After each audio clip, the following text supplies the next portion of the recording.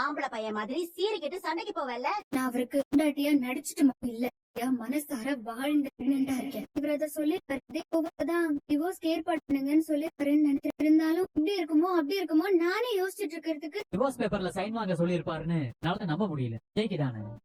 ஜெய் உங்களுக்கு கால் பண்ணலாம், நீங்க ஏன் அட்டென்ட் பண்ணல? அப்படியா? என்ன விஷயமா? நிமிஷம் இருங்க, இதோ இங்கதான் உங்கள்கிட்ட கொடுக்குறேன், நீங்களே பேசுங்க. சொல்லுங்க. நான் போன வச்சிருங்க. விலகிறேன்னு சொல்லிட்டே இருந்தா எனக்கும் இருக்கும்ல. எடுக்க வச்சது அவதான். இத பத்தி என்கிட்ட எல்லாம் பேசிட்டு இருக்க மாட்டேன். இவ்வளவுதான் சொல்ற பேச்செல்லாம் கேட்க வேண்டாம். ஆவேரியோட விஜய்க்கு ஒரே ஒரு தடவை கால் பண்ணிட்டு பேசிட்டு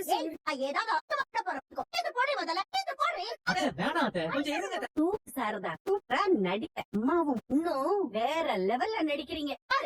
கொஞ்சமாவது உரைக்குதா என்னன்னு தெரியல. வர மாதிரி நிக்கிற இந்த இடத்துல இந்த மாதிரி ஒன்னைய விட்டு நானும் போய் சேர்ந்துருவேன். எல்லாம் பிளான் பண்ணிட்டு தான் இருக்குங்க. மாதிரி நாடகம் ஆடிதான் தெளிவா ஒரு முடிவெடுக்க விடாம பண்ணிட்டு புரியுதுமா? கையெழுத்து தானே வேணும். அவரோட கையெழுத்து வாங்கிட்டு வாங்க. அப்படி பாக்குறீங்க? போய் வாங்கிட்டு வாங்க. ஜெய் சொல்லாம நாங்களா வந்துருன்னு ஒரு நினைப்பு இன்னமும் இருக்குல்ல. கிளம்புறோம்.